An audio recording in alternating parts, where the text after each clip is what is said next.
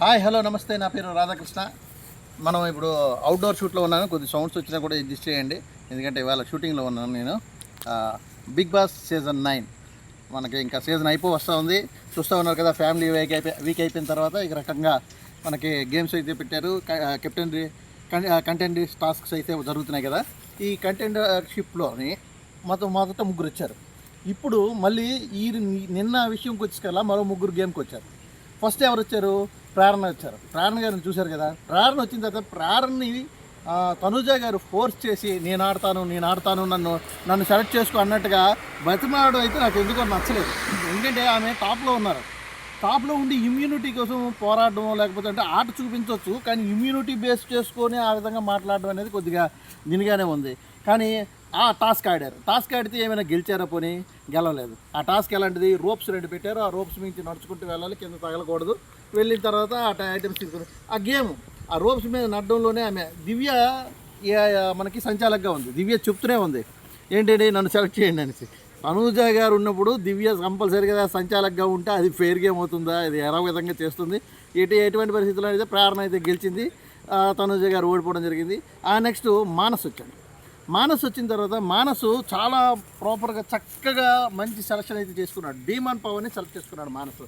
Demon Pawan ఆ game ఆడడం, ఆ గేమ్ అయితే సూపర్గా ఉంది. ఆ గేమ్ ఆడడంలోనే కూడా డీమాన్ తాలూకా తన చతురత, ఏ విధంగా బాల్స్ అయితే క్యాచ్ చేస్తాడో ఆ క్యాచ్ చేసిన బాల్స్ని తీసుకెళ్ళి ఆ మేకలు ఒకటి ఉన్నాయి కదా, ఆ మేకలకి గోల్ చేయాలి. చాలా బాగా చేశాడు. డీమాన్ గెలిచాడు, మానసు ఓడిపోయాడు. కానీ మానసు మాత్రం కరెక్ట్ అపోనెంట్ని ఎంచుకున్నాడని అనిపించింది. ఏదో ఎవరినో వారిని పెట్టుకొని ఆడకుండా చక్కగా మంచి అపోనెంట్ని ఎంచుకున్నాడు. ఆ నెక్స్ట్ ఎవరు వచ్చారు? హారిక గారు వచ్చారు. హారిక గారు వచ్చిన తర్వాత హారిక గారు కూడా పాపం సుమన్ శెట్టిని తీసుకున్నారు. ఎందుకంటే సుమన్ శెట్టికి ఒక ఛాన్స్ ఇద్దాము, సుమన్ శెట్టిని కూడా ముందుకు తీసుకెళ్దామని చెప్పి హారిక గారు తీసుకున్నారు. కాకపోతే ఆ సుమన్ శెట్టి ఈ తాలూకా దీన్ని ఉపయోగించుకోలేక, అది ఉపయోగించుకుంటే ఎంత బాగున్నాం సుమన్ శెట్టి. ఎందుకంటే అప్పటికే హారిక గారు 3 లెవెల్స్ పెట్టినా సరే ఆమె ఆగారు నెక్స్ట్ లెవెల్కి వెళ్లకుండా. పడిపోయిన తర్వాత కూడా సుమన్ శెట్టి పడిపోయిన తర్వాత కూడా ఆమె మళ్ళీ ట్రై చేశారు, ఛాన్స్ ఇద్దామని. కానీ అప్పటికే సుమన్ శెట్టి కింద పడిపోవడం, ఆ బాల్స్ మీద నిల్చోపోవడం జరిగింది. ఈ 3 గేముల్లోని మొత్తం అన్ని గేములు ఆడిపిస్తే ఇద్దరే కంటెండర్షిప్లో తేలేరు. వాళ్ళిద్దరికి ఇప్పుడు కళ్యాణ్ అండ్ డీమాన్ పవన్ వీళ్ళిద్దరే జెండాలు పెట్టుకొని అక్కడ ఉన్నారు. మిగతా వాళ్ళందరూ కూడాను ఓడిపోయారు. అంటే పాత యోధులు ఎంత పర్ఫెక్ట్గా ఉన్నారో కొత్త యోధులు ఎప్పటికీ కూడా అంత దినిగారు లేరు. అంటే బాగా సెలక్షన్స్ ఇంకా కరెక్ట్గా లేవేమో అనిపిస్తూ ఉంటుంది.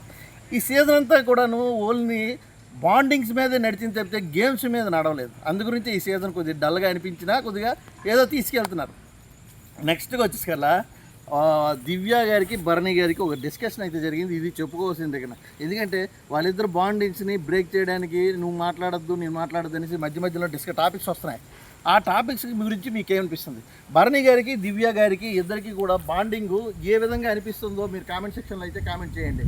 అలాగే ఈ రకంగా జరుగుతున్న మొత్తం కంటెండర్షిప్ టాస్క్లు ఇంకా ఈరోజు కూడా ఉన్నాయి. మీరు అందరూ చూడండి, ఎవరు కెప్టెన్ అవుతారు వాళ్ళిద్దరిలోనే, అది ఎంత హోరాహోరీగా జరుగుతుందో, మంచి రైవలరీ కొనసాగుతుందని నేను అయితే అనుకుంటున్నాను. ఎందుకంటే ఇద్దరు కూడాను చాలా స్టఫ్ క్యాండిడేట్లు.